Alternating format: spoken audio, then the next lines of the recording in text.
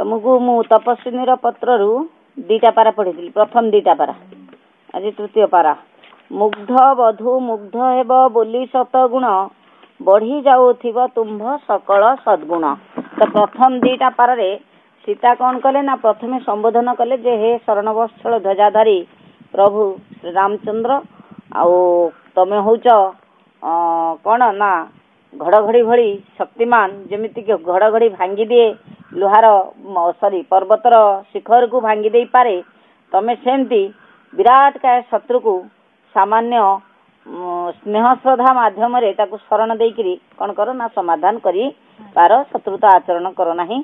तमे होच राजांक मध्य रे श्रेष्ठ तमर दुईटी पद्मपाद तले मोर कोटि कोटि प्रणाम मु दिन भूकारुणी तुमको दूररू मुंड नुआई प्रणाम जनाऊँ। प्रथम पाराटा से कथा कही द्वितीय पारा कहले जे मु गोटे नुआ आशा पोषण करिछि मोर दुख को भूलिबा पाई मो दुख को अतिक्रम करिबा पाई मु कोन करछि ना गोटे नूतन आशा पोषण करिछि तेणु तमे यज्ञ रे करिवो बोली यज्ञ करिवो बोली स्थिर करिछ जदि यज्ञ करिवो ताहाले तो तुम बापटे रे तमरो बामांगी रहउथिबो निश्चिंत रहिबो ए कथा से द्वितीय पारा रे कहले। तृतीय पारा रे कहउचंती सीता मुग्ध बधु मुग्ध हेब बोली सतगुण बढ़ी जाऊथिब तुम्भ सकल सद्गुण माने प्रभु श्री रामचंद्र को से कहया को चाहउछन जे तमरो जेते गुण अछि सकल माने सबु सबु गुण भल ताकू आहुरी भल करिबा पई आहुरी भल तमे करूथिबो कोन करिया पई भल करथिबो ना मुग्ध बधु को मुग्ध करिबा पई मुग्ध कइले नुआ करी आसीथिबा बधु सौंदर्यमयी पत्नी ताकू मुग्ध माने आनंद ताकू आनंदित करिबा पई तम भितर जेते भल गुण अछि तुमे ताकू आहुरी 100 गुणा भल करूथिबो।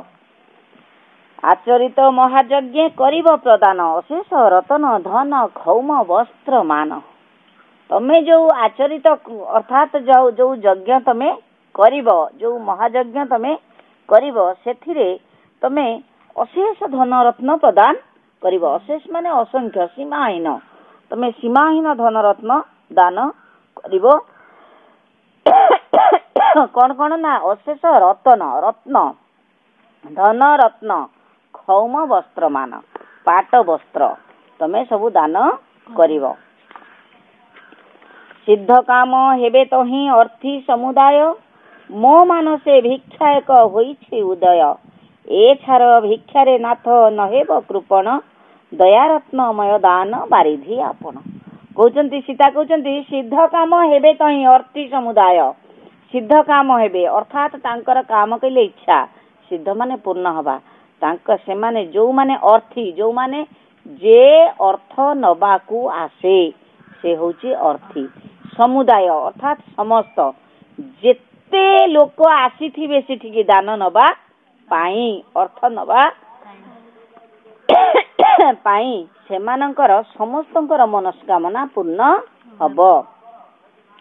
मो मानसे भिक्षा एक होइची उदय मु गोटे भिक्षा मागी बोली मन भितरे भाबिची उदय हेची उंकी मारिची मोर गोटे इच्छा हेची ए छार भिक्षारे नाथ नहेब कृपण मु जो छोटिया भिकटा मागिबी छार कहले छोटिया मु जो छोटिया अल्प भिक्षाटा मागिबी तमे ताधरे कृपणता प्रकाश करिवो नाही।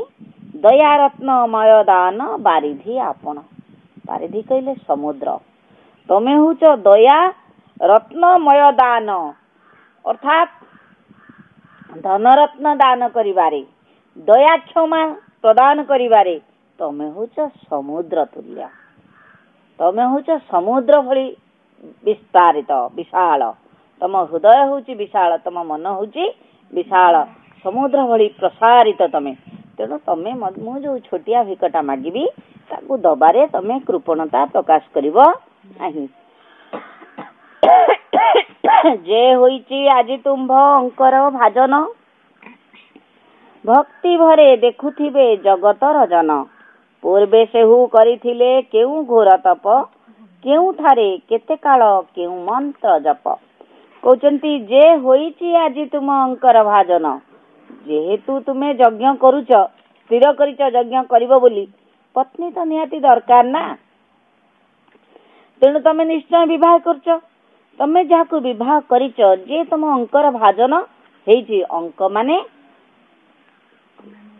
ପାଖରେ ଯିଏ ରହେ ସ୍ତ୍ରୀ, ଅଙ୍କର ଭାଜନ, ଅଙ୍କ କହିଲେ ତମ ଶରୀର ଅଙ୍କ, ତମ ଶଯ୍ୟା, ଯିଏ ତମର ଶଯ୍ୟା ସଙ୍ଗିନୀ ହେଇଛି, ଯିଏ ତମର ଅର୍ଦ୍ଧାଙ୍ଗିନୀ ହେଇଛି, ଯିଏ ହବାର ଯୋଗ୍ୟ ଯିଏ ହେଇଛି, ଭକ୍ତି ଭରେ ଦେଖୁଥିବେ ଜଗତର ଜନ। ଯେହେତୁ ପ୍ରଭୁ ଶ୍ରୀରାମଚନ୍ଦ୍ରଙ୍କ ସ୍ତ୍ରୀ ହେଇଛି, ତାକୁ ଭକ୍ତିର ସହିତ ଲୋକ ଆସି ଦେଖୁଥିବେ। ପୂର୍ବେ ସେହୁ କରିଥିଲେ କେଉଁ ଘୋର ତପ, କେଉଁଠାରେ କେତେ କାଳ କେଉଁ ମନ୍ତ୍ର ଜପ। କହୁଛନ୍ତି ସତରେ ଯିଏ ପ୍ରଭୁ ଶ୍ରୀରାମଚନ୍ଦ୍ରଙ୍କ ସ୍ତ୍ରୀ ହେଇଛି ସେ ତ ବହୁତ ଭଲ ହେଇଥିବ, ବହୁତ ସେଇଭଳି ଝିଅ ହେଇଥିବ। ପୂର୍ବେ ସେହୁ କରିଥିଲେ କେଉଁ ଘୋର ତପ, ପୂର୍ବ ଜନ୍ମରେ କି ତପସ୍ୟା ସିଏ କରିଥିଲା, ବାହାଘର ପୂର୍ବରୁ ସେ କୋଉ ତପସ୍ୟା କରିଥିଲା। ପୂର୍ବେ ସେହୁ ବିବାହ ପୂର୍ବରୁ କରିଥିଲେ କେଉଁ ଘୋର ତପ, ଘୋର ମାନେ କଠିନ, କୋଉ କଠିନ ତପସ୍ୟା ସିଏ କରିଥିଲା। କେଉଁଠାରେ କେତେ କାଳ କେଉଁ ମନ୍ତ୍ର ଜପ, କୋଉଠି ବସି କରିଥିଲା, କେତେ ସମୟ କରିଥିଲା, କେତେ ଦିନ କରିଥିଲା, ଆଉ କି ମନ୍ତ୍ର ଜପ କରିଥିଲା, ଯଦ୍ୱାରା ସିଏ ପୁରୁଷୋତ୍ତମ ପ୍ରଭୁ ଶ୍ରୀରାମଚନ୍ଦ୍ରଙ୍କର ପତ୍ନୀ ହବାର ସୌଭାଗ୍ୟ ପାଇଲା।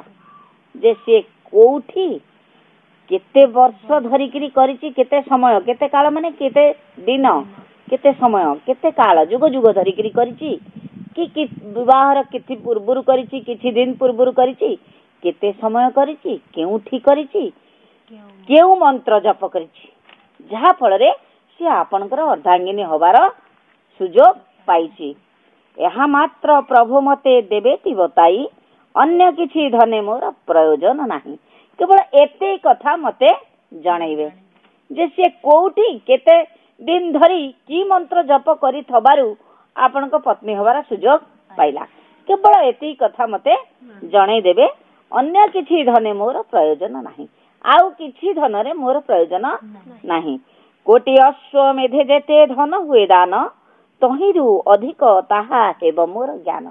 ଯଦି ଏଇ ଜିନିଷଟା ମୁଁ ଜାଣିପାରିବି, କୋଉଠି କେତେ ଦିନ ଧରି କି ମନ୍ତ୍ର ସେ ଜପ କରିଛି ବୋଲି ଜାଣିପାରିବି, ଗୋଟିଏ ଅଶ୍ୱମେଧ ନୁହଁ, କୋଟିଏ ଅଶ୍ୱମେଧ ଯଜ୍ଞରେ ଯେତେ ଧନ ଦାନ ହୁଏ ମୁଁ ତାହା ପାଇଗଲି ବୋଲି ଜାଣିବି। ଅର୍ଥାତ୍ ଏଇ ତଥ୍ୟଟା କୋଟିଏ ଅଶ୍ୱମେଧ ଯଜ୍ଞରେ ଯେତେ ଧନ ଦାନ ହେଇପାରିବ ତାଠୁ ବି ମୂଲ୍ୟବାନ। ଆଉ ଏକ କଥା ମାତ୍ର ଅଛି ଅନୁରୋଧ, ଦୁଃଖିନୀର ପୁତ୍ର ଯୁଗ ଅତ୍ୟନ୍ତ ଅବୋଧ, ନାହିଁ ତାଙ୍କ ପିତୃକୋଳ ଆରୋହଣ ଭାଗ୍ୟ, ନ ଜାଣନ୍ତି ଜନ୍ମ କାଳୁ ପିତୃ ଅନୁରାଗ। କହୁଛନ୍ତି ଆଉ ଏକ କଥା ମାତ୍ର ଅଛି ଅନୁରୋଧ, ଆଉ ଗୋଟେ ଛୋଟିଆ ଅନୁରୋଧ ଅଛି, ଦୁଃଖିନୀର ପୁତ୍ର ଯୁଗ ଅତ୍ୟନ୍ତ ଅବୋଧ। ଏ ଯୋଉ ଛୁଆ ଦି ଜଣ ଯାଉଛନ୍ତି, ଏ ଦି ଜଣ ଅତ୍ୟନ୍ତ ଅବୋଧ, ଛୋଟ ପିଲା, କିଛି ଜାଣିନାହାନ୍ତି। ନାହିଁ ତାଙ୍କ ପିତୃକୋଳ ଆରୋହଣ ଭାଗ୍ୟ, ବାପା କୋଳରେ ବସିବାର ସୁଖରୁ ସେ ବଞ୍ଚିତ, ପିତୃକୋଳ ଆରୋହଣର ଭାଗ୍ୟ ତାଙ୍କ ପାଖରେ ନାହିଁ। ନ ଜାଣନ୍ତି ଜନ୍ମ କାଳୁ ପିତୃ ଅନୁରାଗ, ଜନ୍ମ ହେଲା ଦିନ ଠାରୁ ବାପାର ଭଲ ପାଇବା ସିଏ ପାଇ ନାହାନ୍ତି। ଜାଣିଛନ୍ତି ଜନନୀର ଜୀବନ କନ୍ଦାଇ, ବିଣା ତନ୍ତ୍ରୀ ସହକାରେ ରାମାୟଣ ଗାଇ, କିଏ ନ କାନ୍ଦିବ ବହି ମାନବ ହୃଦୟ, ତରୁଲତା ଚୟ ଜହି ହୁଅନ୍ତି ଅଥୟ। କହୁଛନ୍ତି ଜାଣିଛନ୍ତି ଜନନୀର ଜୀବନ କନ୍ଦାଇ, ସେମାନେ କେବଳ ମାର ଜୀବନଟାକୁ କନ୍ଦେଇବା ଶିଖିଛନ୍ତି, ମୋର ଜୀବନଟାକୁ, ମୋ ଆତ୍ମାଟାକୁ, ମୋ ହୃଦୟକୁ କେବଳ କନ୍ଦେଇବା ସେ ଶିଖିଛନ୍ତି। ବିଣା ତନ୍ତ୍ରୀ ସହକାରେ ରାମାୟଣ ଗାଇ, ବିଣା ତ ବଜେଇକିରି, ବିଣା ବାଦ୍ୟ ବଜେଇକିରି ସେ କଣ କରନ୍ତି ନା ରାମାୟଣ ଗାଆନ୍ତି, ଯାହାକୁ ଶୁଣିଲେ ମତେ କାନ୍ଦ ମାଡେ। କିଏ ନ କାନ୍ଦିବ ବହି ମାନବ ହୃଦୟ, ସେ କହୁଛନ୍ତି ମଣିଷ ହେଇକିରି ସେ ରାମାୟଣ କାହାଣୀ ଶୁଣିଲେ କିଏ ବା ନ କାନ୍ଦିବ। ତରୁଲତା ଚୟ ଜୟ ହୁଅନ୍ତି ଅଥୟ, ହୁଅନ୍ତି, ଯୋଉ କାହାଣୀ ଶୁଣିଲେ ଗଛଲତା ବି କାନ୍ଦନ୍ତି, ସେ କାହାଣୀ ମଣିଷ ହେଇକିରି ଶୁଣି କିଏ ନ କାନ୍ଦିକିରି ରହିପାରିବ।